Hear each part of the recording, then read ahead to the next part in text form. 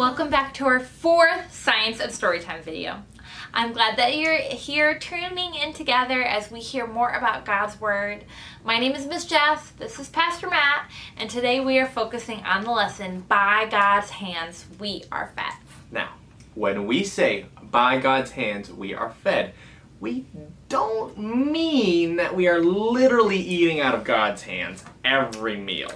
Now, it's likely that your grown-up cooks for you, or you fix a snack for yourself, or if you're lucky, you get takeout, like pizza.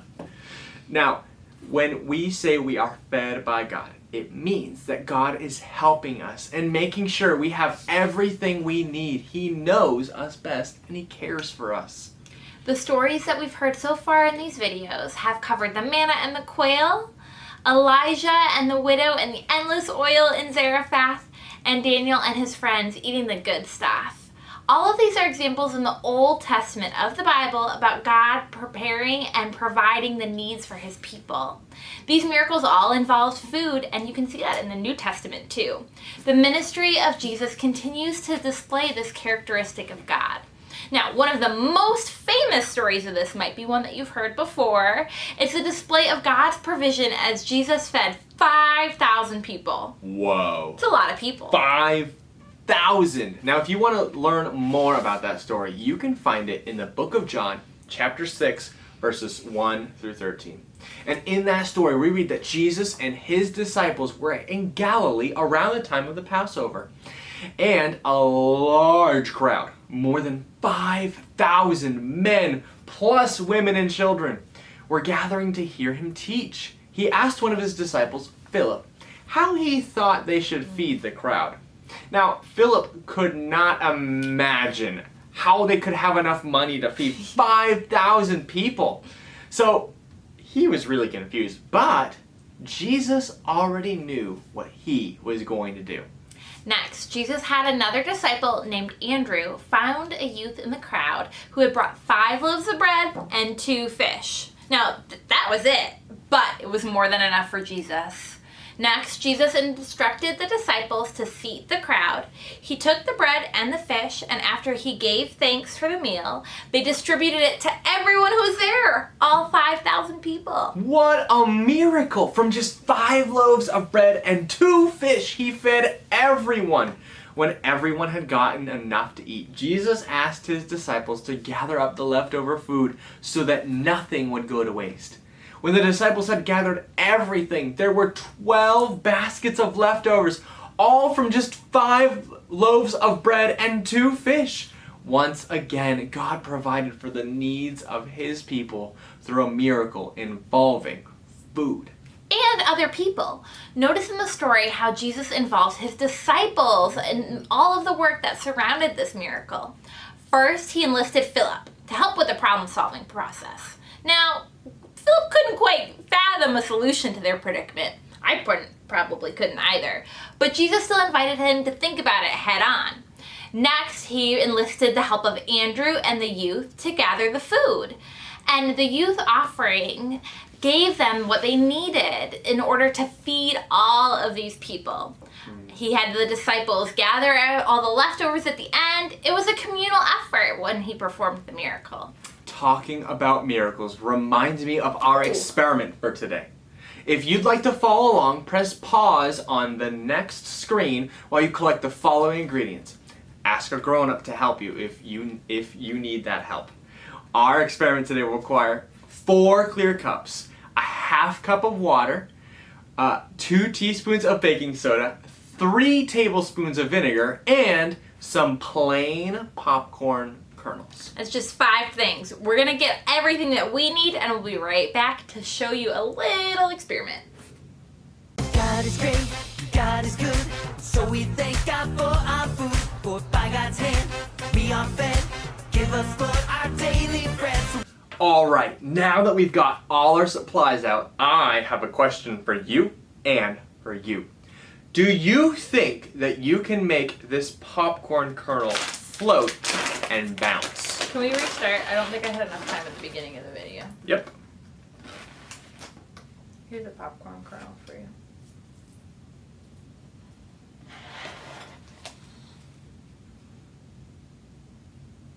All right, welcome back.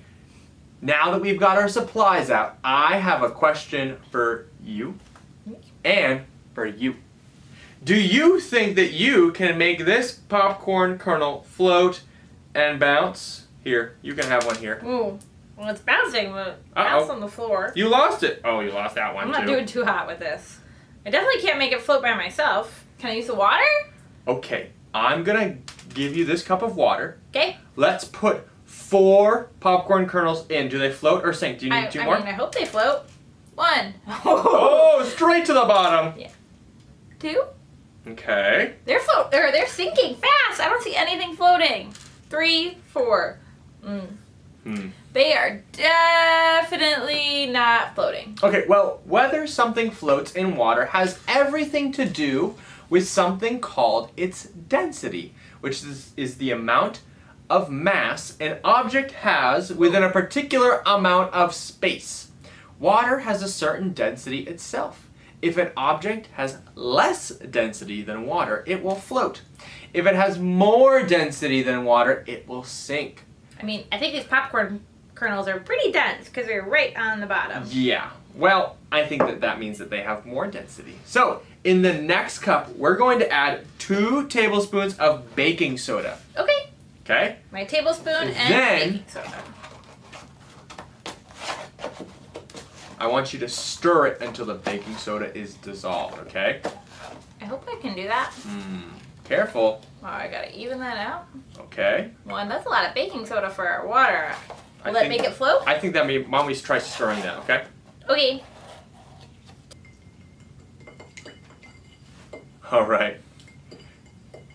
So, let's stir it on up nice and good, and then we'll add some popcorn kernels to it. Do you have popcorn kernels in front of you? I've got a few. All right. Why don't you give it a shot there? I totally lost it. Oh, it's in a cloudy mess. It's sinking right to the bottom. I Oh, can see it in it's there. not 3, even moving. 4. That is sunk. Mm-hmm. All right. What's next? I thought you said we were gonna make it Well, float. let's add 3 tablespoons of vinegar to the 3rd cup. Okay. Do you think that they'll float this time? I hope so. All right. So you've got your We've vinegar only got there. 2 water shots left. I know. Okay, I have our vinegar here in this bottle. All right. Go ahead and add it there. I've got some popcorn kernels right here. Okay. Mm-hmm. 3 There's tablespoons. 1. Yeah. 2. 2. 3. 3. All Give it right. a little bit of stir. It looks clear like the first cup. Mm-hmm. I wonder if... Go ahead. Okay. It's stirred. We're ready. Oh, that one seemed to go down a little slower, but it's going right to the bottom. I thought you said we were going to make it float. I bet the popcorn kernels just have too high of a density. I don't think that's going to work. All right. Well, we've got this last cup of try. Are you guys ready at home? Okay. Do you think that in this last cup we can finally make it float and bounce? Okay. So here's what we're gonna do. We're gonna take this last cup of water and we're gonna add. Why don't we just add that tablespoon of baking soda? Okay. All right. We already did that though, and that didn't make anything flow. Yes, but now we're gonna slowly add in after we get that tablespoon, just that tablespoon of baking soda in there. Okay. We're gonna add the vinegar to it. Oh, we're gonna do both. Mm-hmm. So add that in there, stir it up nice and good. Make sure there's nothing left on your little tablespoon measure. Get it all nice and stirred up. See if you can try to see through it a little bit still.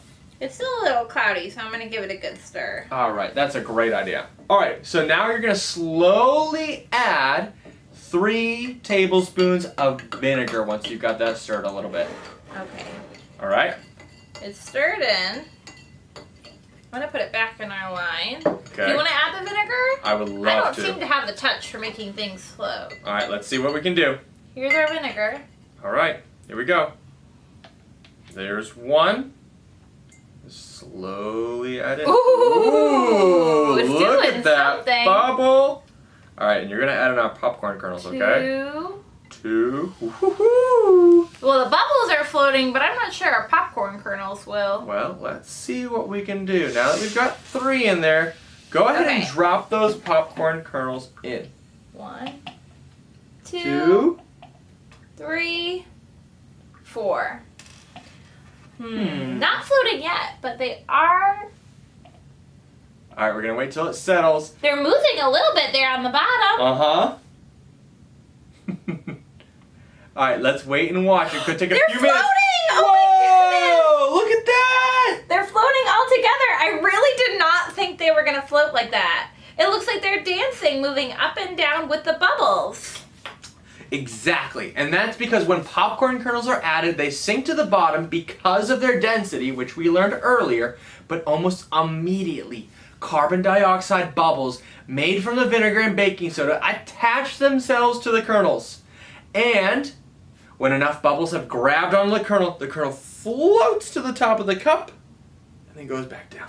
We have done 4, 5 experiments so far in these videos, and I will say this one has been the most impressive to me. I didn't really think the popcorn kernels were going to float like that.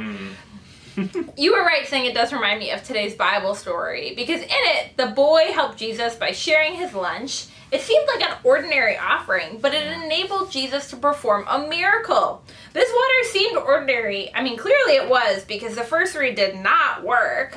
Nope. And they couldn't help the popcorn kernels float. But with the baking soda and the vinegar, 2 other ordinary things we had in our cabinet, we were able to make them do just that. They're still floating and dancing up and down here, which is pretty cool. And with our faith in God, we're able to be part of something amazing, even with the ordinary things we have. That's right. Isn't God amazing? Jesus had a crowd of more than 5,000 people immediately before him. Then their need was apparent, and Jesus performed a miracle that day. The need for food still exists today. People go hungry despite there being enough food to go around. The good news is that Jesus still invites us to help feed people who are hungry. Just as Philip and Andrew, the youth, and the rest of Jesus' disciples helped Jesus feed the multitude, our church can work together to provide food for the people that need it. When we pray, by God's hands we are fed, we're not only acknowledging that everything we have, including our food, comes from God, we're reminding ourselves and the people around us that we can be God's hands and help feed others, because there is plenty to go around. Yeah, and we hope that you'll remember how you can work for Jesus in your community. We'll talk about this more at Vacation Bible School. The information in this video description, if you want to sign up for that, is going to be in our description, and we really hope to see you there. We only have one more science and storytime video before we're together for a food truck party. Join us next time for our last video as we hear the story surrounding and say a prayer that's "Give us, Lord, our daily bread." We're going to hear the story when Jesus cooks the catch of the day. Bye for now.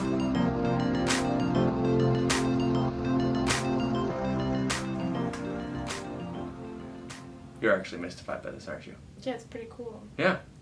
I did not think it was going to work. I didn't think it was going to work that Because I started and you're like, don't do that.